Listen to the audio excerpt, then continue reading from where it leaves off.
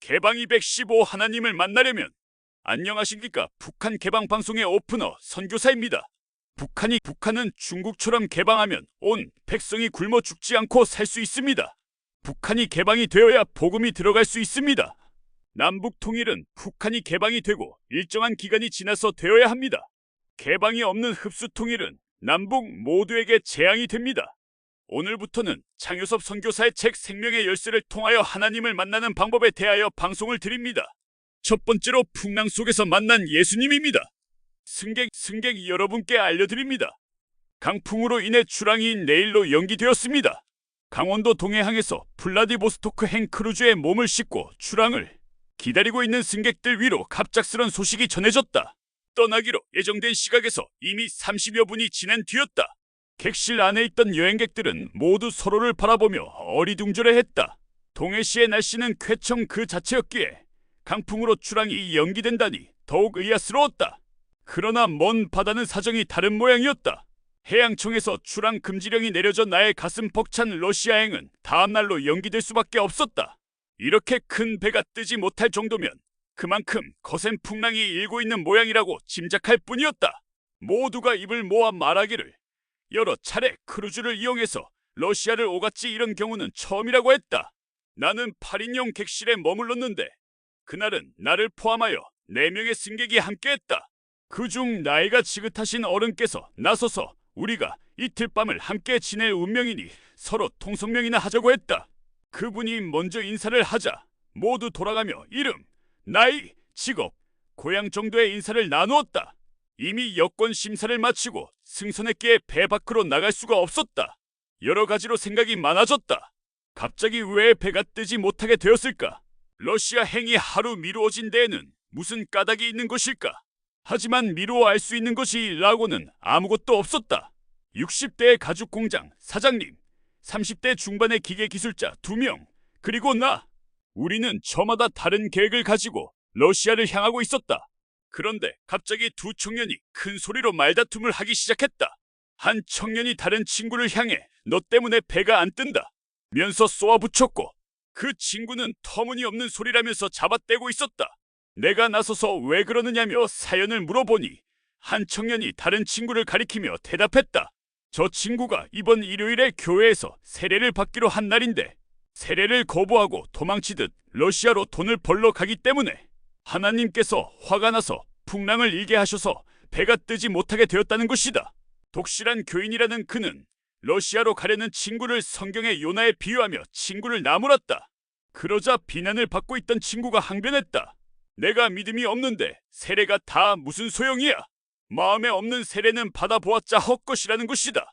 그러자 교인 친구는 세례를 먼저 받고 보면 신앙도 생겨난다고 주장했고 아직 비신자인 친구는 신이 있는지 없는지 알 수 없는 데다 믿음이 없는데 세례를 어떻게 받느냐면서 대들었다. 사정을 알고 보니 세례를 받기로 되어 있었던 친구는 온 가족이 세례교인으로서 혼자만 세례를 받지 않았다. 그래서 엄마가 늘 새벽 기도를 다니면서 아들이 세례받고 구원받기를 염원하고 있던 터였다. 한참 이야기를 듣던 가장 나이 많은 어른께서 제안했다. 우리 방에 선교사님이 계시니 선교사님께 물어보는 것이 좋겠다고. 자, 그들이 나에게 와서 이럴 땐 어떻게 하면 되느냐고 물어왔다. 나는 믿음이 없는 세례는 의미 없다는 친구의 말이 틀리지 않다고 했다. 본인이 직접 예수님을 만나보지 않고서는 믿을 수 없다고 했다. 신이 계시느니 안 계시느니 하는 생각을 다 내려놓고 오늘 밤 내가 시키는 대로 기도해 보라면서 이렇게 가르쳐 주었다. 예수님, 저를 인도해 주세요. 저를 인도해 주시면 순종하겠습니다.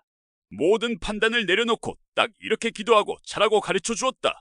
그러면 예수님께서 영상 편지를 주실 거라고 했다. 간절한 마음으로 기도를 하면 주님께서 여러 가지 채널로 응답해 주실 것이 의심하지 말고 그 현상들을 나에게 이야기해 달라고 했다. 청년은 의외로 나의 요청에 순순히 응해 주었다.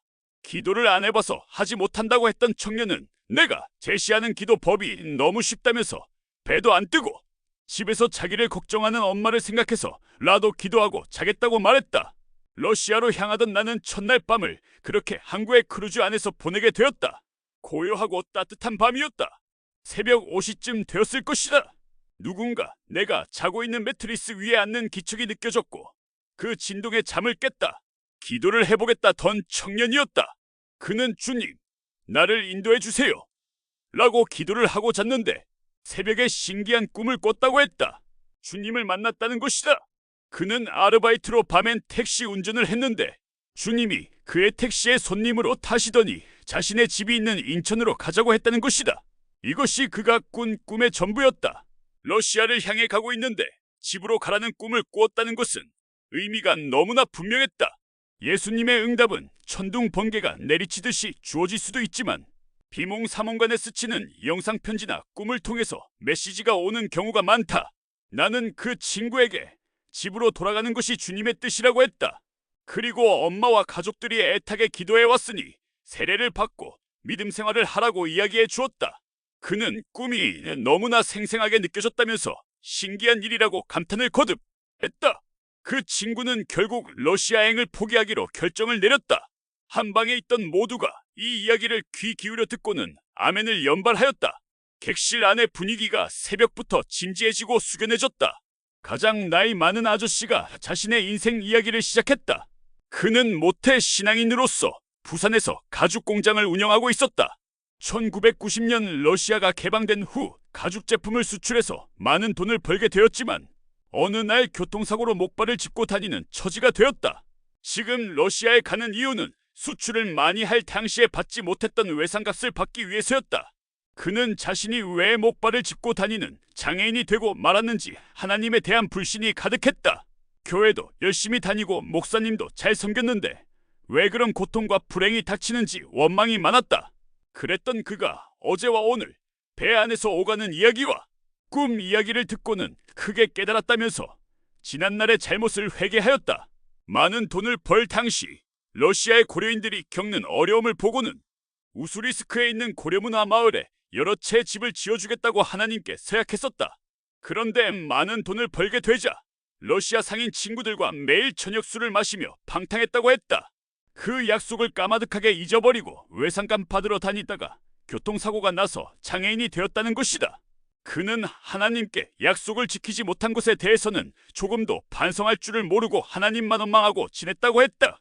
그런데 이제야 자신이 큰 잘못을 저질렀다는 것을 깨달았다는 것이다. 회개의 눈물을 흘리는 아저씨의 고백에 모두가 숙연해졌다. 우리 사이에는 어느새 한 가족이 된 것 이상의 유대감이 흐르고 있었다. 우리는 가져온 음식을 나눠 먹으며 신앙 이야기에 열을 올렸다. 나는 그들에게 내가 만난 하나님 이야기를 들려주었고 모두들 진지하게 귀를 기울여 주었다. 사장님은 엄청나게 큰 나의 짐 가방을 가리키며 무엇이 들어있기에 저리도 크냐고 궁금해하셨다. 러시아 선교지에서 불우한 사람들에게 전해줄 속옷들이었다. 선교지에서 속옷 20벌만 사다 달라는 부탁이 왔는데 내가 시장에서 많은 속옷을 구입하자 매장 주인이 궁금해했다. 내가 사연을 말하자 주인은 감동적이라며 나에게 잠시 기다려달라고 했다. 가게가 한가해지자 주인은 나에게 유행이 지난 속옷들이 많이 있는데 나에게 모두 전해주고 싶다고 하셨다. 속옷이 유행을 타면 얼마나 타겠는가? 더구나 모두 새 옷들이어서 감사한 마음으로 받아서 챙겨 가져가는 중이었다. 20명에게 속옷을 입혀줄 계획이었는데 가게 주인의 선심으로 200명에게 입혀주게 된 것이다. 사장님은 선하신 하나님의 역사를 목격했다면서 우리 모두에게 크루즈 레스토랑에서 식사를 대접해 주셨다. 그분은 나도 지금의 여러분처럼 젊은 시절이 있었다. 그때 나도 세상과 돈에 빠지지 않고 신앙과 믿음을 갖고 살았어야 했는데 그러지 못하니 지금 이 모양이다. 그러니 여러분들은 제발 신앙을 잘 갖고 살기 바란다. 고 당부하셨다. 세례를 피해 도망친 청년에게 예수님께서 꿈을 통해 응답해 주신 일로 인해 우리 모두는 한껏 고무된 상태였다. 사장님은 물론 두 청년도 기도에 대한 응답이 그토록 신속하게 이루어질 수 있는 것에 대해 감당하지 못할 정도로 놀라고 있었다. 식사를 하는 중에도 신성하고 거룩한 기운이 우리 모두를 떠받쳐주고 있는 것 같았다. 먼 바다의 풍랑으로 인해 배가 뜨지 못하게 된 상황은 지내놓고 보니 전혀 장애가 아니었다. 그 덕분에 한 청년은 가족과 예수님의 품으로 돌아가 안길 기회를 얻었고 한 사업가는 크게 돌이켜 회개함으로써 다시 태어날 기회를 잡았다. 한 객실에 머물게 된 네 사람 모두가 세상에 어떤 일도 우연은 없으며 정밀한 하나님의 계획이 작용하고 있다는 것을 실감할 수 있었다. 세례를 피해 러시아로 도망치려 했던 청년의 갈등은 사실 작은 것이 아니었다. 블라디보스토크 행 크루즈에 올라탈 때까지만 해도 그의 심사는 여러모로 복잡하고 심란했다. 그가 살아온 과정 또한 문제의 연속이었다. 러시아행은 최후의 비상구나 마찬가지였다. 그런 그가 이것이 나의 길이라고 확신 속에서 극적으로 길을 찾을 수 있었던 비결은 어디에 있었을까? 많은 이들이 기도에 대한 응답을 받고 싶어 하지만 살아있는 예수님의 인도를 받지 못하는 것은 입으로는 주님을 찾으면서도 마음속으로는 자신의 견해를 내려놓지 못하기 때문이다. 주님의 인도를 바라기보다는 자신의 뜻과 이지를 관철하려는 마음을 품고는 주님께서 주님의 뜻이 아닌 자기 자신의 뜻을 이루어 주실 것을 바라기 때문이다. 청년이 자신의 모든 견해를 다 내려놓고 아주 쉽고 단순하게 주님, 나를 인도해 주세요 라고 기도하자 주님은 꿈을 통해서 길을 보여주셨던 것이다. 하룻밤 사이에 놀라운 변화들이 일어났건만 바다는 아무것도 모른다는 듯 파도만 출렁이고 있었다. 눈으로는 확인할 길이 없는 보이지 않는 길을 찾아 크루즈 선박이 망망대해를 헤쳐 나아가고 있었다. 러시아를 향하는 내 인생도 그렇게 길이 보이지 않는 셈이었다. 하지만 나는 너무나 분명하게 믿고 있는 것이 있었다. 푸른 파도를 바라보고 있노라니 지금껏 내 인생을 이끌어온 것은 단 네 마디였다는 것이 더욱더 실감이 났다. 주님, 나를 인도해 주세요. 오직 그 네 마디뿐이었다. 거기에 길이 있었고 빛이 있었고 생명이 있었다. 그리고 앞으로도 내내 거기에 길이 있고 빛이 있고 생명이 있을 것이었다. 주님, 나를 인도해 주세요. 계속하여 하나님을 만나는 사람들의 이야기를 전해드리고자 합니다. 하나님의 만남의 기적 두 번째 이야기를 기대하여 주세요.